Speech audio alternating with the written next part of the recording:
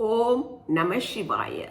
Episode 79, Chapter 14, verses 5 to 9. Guna's qualities in Prakrti.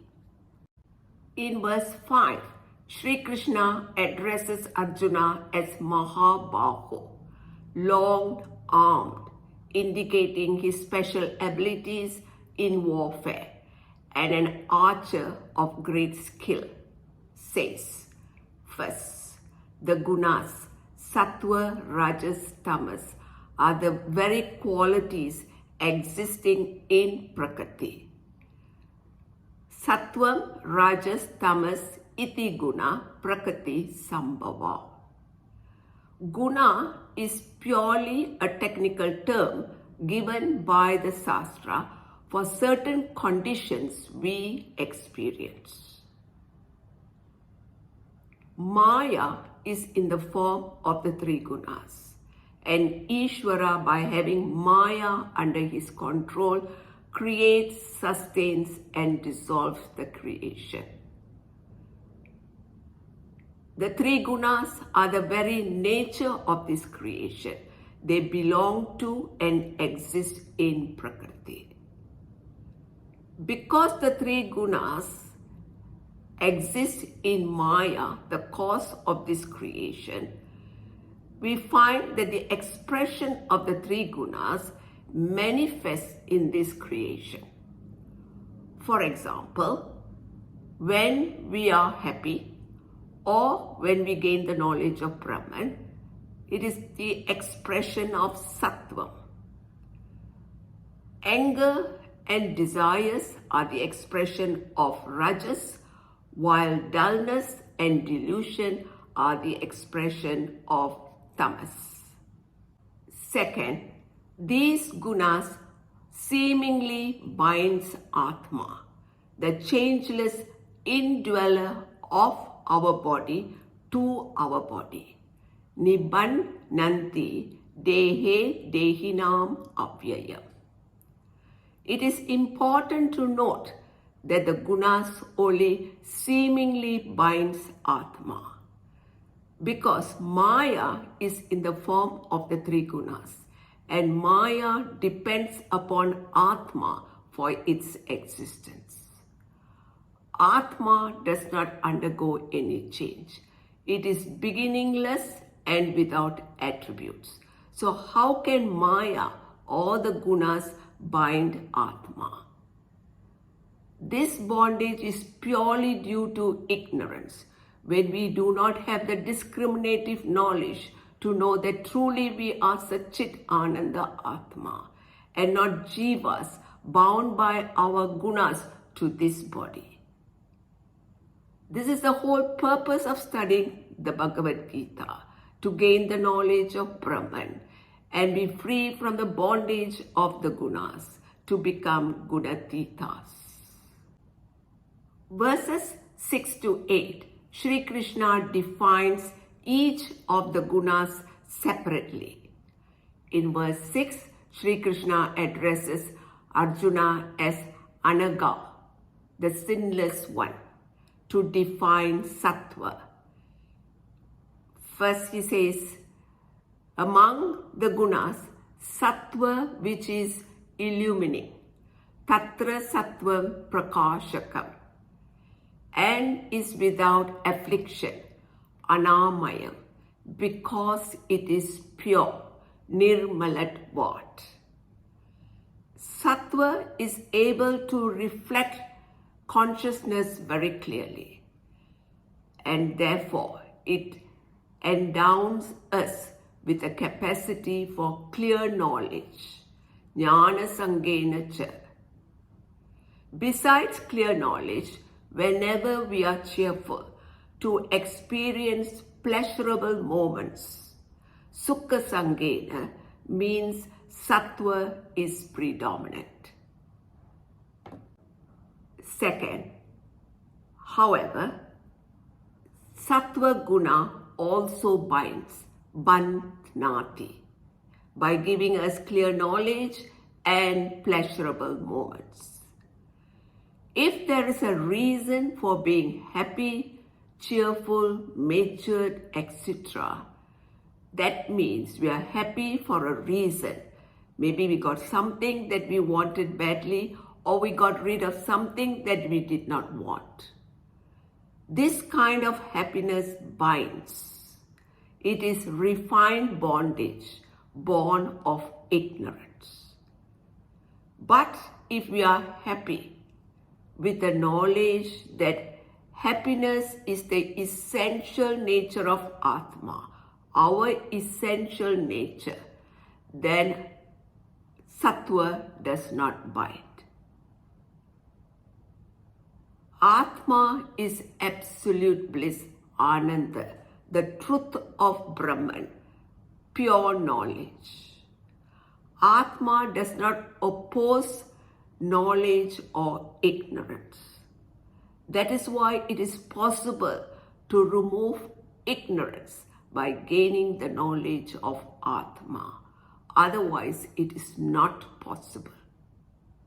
In verse 7, Shri Krishna addresses Arjuna as Kaunteya, the son of Kunti.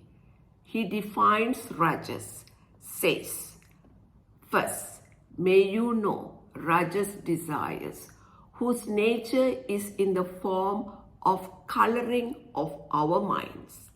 Rajas vidhi ragatmakam. Once our mind and senses are bound by Rajas desires, it will not leave us easily, just like a dye that sticks to the cloth. Rajas desires colors our mind in two ways. First, we desire for things that we do not have and want it badly, Trishna. It can be for things that are visible or not visible, like going to heaven. Second, it also means well-entrenched attachment, asanga samudbhava. We hold on to things that we have with the apprehension that we may lose it. If we cannot happily part with things that we have, it means deep entrenched attachment. When losing something leaves a void, it is deep, well-entrenched attachment. Second, by connection with our action, Rajas Guna completely binds Atma, the indweller of our body. Tat nibandhnati karma sangena dehinam. When Rajas Guna predominates, we will not be able to identify ourselves as Satchit Ananda Atma, but as Jivas with our body, mind, senses due to our accumulated karmas. Our longings and well-entrenched attachment will pressure us to do action. And in the process, we not only do righteous but also unrighteous action, thereby accumulating further punyas and papas and going on this endless cycle of birth and death. This is how Rajas Guna binds Atma, the indweller of our body. In verse 8, Shri Krishna addresses Arjuna as O descendant of Bharata. To define tamas says, first, may you know that tamas is born of ignorance. Tamas tu ajnanajam vidhi, and causes delusion for all those who have bodies. Mohanam sarva dehinam. In fact, all the three gunas, Sattva, Rajas, Tamas, are born of ignorance. But Tamas ignorance is called Tula Avidya. They are not able to discriminate between righteous and unrighteous action. They don't have Dharma, Adharma, Viveka. Because their value structure, their priorities are all confused and distorted. Everything seems okay even when it is not. Whereas Sattva and Rajas ignorance is called Mula Avidya. They know the difference between righteous and unrighteous action. But what they do not know is, they do not know that they are Satchit Ananda Atma. They are not this body, mind, senses. Therefore, tamas binds us completely, nibandhnati, because of which, one, we procrastinate, pramada. We do not have the capacity to do what has to be done. Number two, apathy, alasya. Apathy prevents us from doing anything because nothing seems urgent that it has to be done now. Third is we sleep a lot, nidrapir. Even with all this manifestation, tamas only seemingly binds Atma, because Atma does not sleep, does not procrastinate, and has no apathy. In verse 9, Sri Krishna continues to address Arjuna as O Bharata and briefly summarizes the expression of the three gunas. First, Sattva binds in the form of pleasure. Sattvam sukhe sanjayati. By impelling us to seek pleasure and give pleasure to others. But the fact is, we do not have to seek or give pleasure to anyone. All we have to do is to do our righteous duty, purify our mind, gain the knowledge of Brahman, and discover that absolute bliss is our nature. Thereby, Sattva does not bind. Second, Rajas bind in the form of doing action. Rajas karmani sanjayati.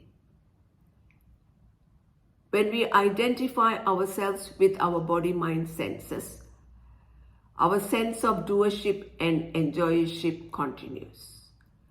But when we gain the knowledge of Brahman and understand that Atma performs no action and continue doing our duties without a sense of doership or enjoyership, then Rajas does not bind.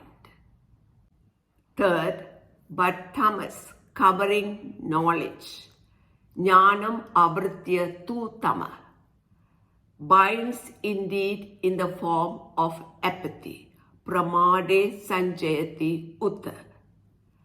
However, every one of us are endowed with the three gunas, and one guna predominates over the other two. This predominance can be occasional or more or less established. One person may be more or less tamasic, another rajasic or sattvic. No one is endowed with one guna. Therefore, even a tamasic person has knowledge to enjoy the predominance of sattva occasionally.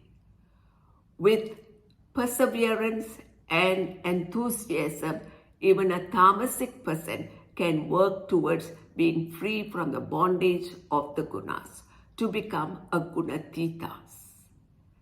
At verse 9, we shall take a break, and next Sri Krishna teaches how the gunas affect our character.